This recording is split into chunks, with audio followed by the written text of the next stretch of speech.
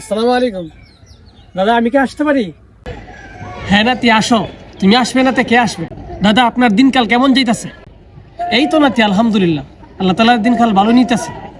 তো তোমার খবর সবর কি?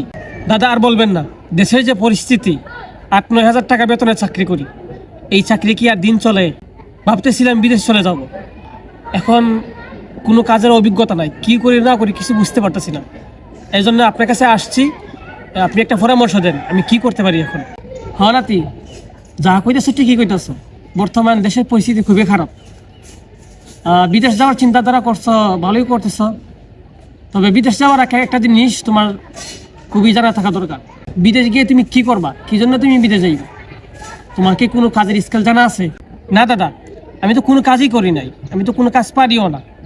এখন বিদেশ যাব আমি কি করব বুঝতে পারতেছি না। দেখো নাতি, তুমি তো টাকা পয়সার জন্যই তুমি বিদেশ যাওয়ার ইচ্ছা করছো, আর বিদেশ তো টাকার গাছ না যে তুমি বিদেশে গেলা আর গাছ থেকে টাকা পেয়ে বাড়িতে পাঠাইলা। বিদেশ বাড়িতে অনেক পরিশ্রম করে টাকা কামাই করতে হয়। জি দাদা আপনি ঠিকই বলছেন। তো এখন আমার উপায়টা কি?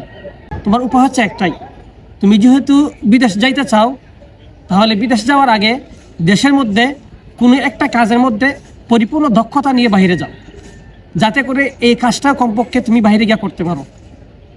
দেখো নাতি, অনেকেই বিদেশ বাড়িতে যায়, অনেক টাকা পয়সা খরচ করা যায়, যাওয়ার পরে কোনো কাজই পারে না, না পারার কারণে সে পুনরায় রিটার্ন আবার দেশে চলে আসতে হয়। এজন্য তোমাকে বলছি, দেখো, বিদেশ বাড়ি এটা বাংলাদেশের জন্মভূমি না যে মন চাইলে কাজ করবা, মন চাইলে কাজ করবা না। ওইখানে তোমার কাজ করেই থাকতে হবে এবং কাজ করে ভাত খাইতে হবে।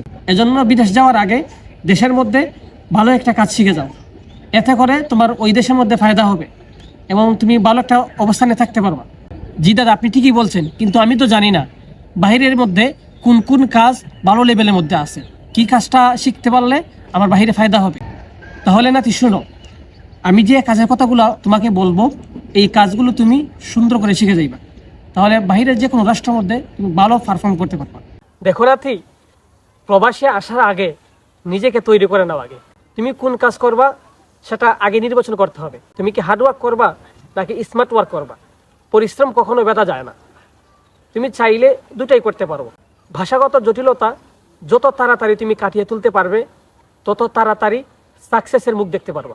দ্বিতীয়ত, কাজের স্কিল যত ভালো সে তত তাড়াতাড়ি সাফল্যের মুখ দেখবে। প্রবাসে যাওয়ার আগে যে কোনো একটা ভালো কাজ শিখে যাও। এই কাজগুলো যেমন ইলেকট্রনিক্সের কাজ হতে পারে, মেশিনের কাজ হতে পারে, প্লাম্বারের কাজ হতে পারে, অথবা প্রিন্টারের কাজ হতে পারে, অথবা সেফ কুকের কাজ হতে পারে, মার্কেটিংয়ের কাজ হতে পারে, গ্রাফিক্স ডিজাইনের কাজ হতে পারে, এ ধরনের আরও বিভিন্ন ধরনের কাজ হতে পারে। তুমি যে কোনো একটা কাজ শিখো, শেখার পর তোমার যদি বিদেশ নেওয়া যাওয়া লাগে, তুমি দেশেই কাজ করে খাইতে পারবা। বর্তমান সারা বিশ্বে একটু অর্থনৈতিক মান্দা চলছে, ধৈর্য ধারণ করো, ইনশাল্লাহ আল্লাহ সব কিছু ঠিক করে দিবে। এবং তুমি সহ আরও যারা বিদেশে বাড়িতে ভ্রমণের ইচ্ছা করতেছে অথবা কাজের জন্য যাওয়ার ইচ্ছা করতেছে, তাদের উদ্দেশ্যে আমি একটা কথা বলি, যাদের অল্প টাকায় সামর্থ্য আছে তারা আপাতত সৌদি, দুবাই, কুয়েত এইগুলো রাষ্ট্রতে যাইতে পারে। আর মাঝামাঝি অর্থ থাকলে নন সিজন দেশগুলো ট্রাই করেন, যেমন সার্বিয়া, আলবেনিয়া, রোমানিয়া, কসবো। আর যদি ভালো পরিমাণে অর্থ থাকে তাহলে কানাডা, আমেরিকার মতন দেশগুলিতে তুমি ট্রাই করতে পারো, বা যারা যাওয়ার ইচ্ছা আছে আপনারা ট্রাই করতে পারেন। এবং যে দেশে যাওয়ার ইচ্ছা আছে ওই দেশের ভাষাটা আয়ত্ত করার চেষ্টা করবা, ঠিক আছে? মূল হচ্ছে ভাষা। তুমি ভাষাটা যত প্র্যাকটিস করবা, যত তাড়াতাড়ি আয়ত্তে নিয়ে আসতে পারবা, তখন তোমার কাজের ডিমান্ডটা বেশি থাকবে। তো সবাই দোয়া করবেন, ভালো থাকবেন। আসসালামু আলাইকুম।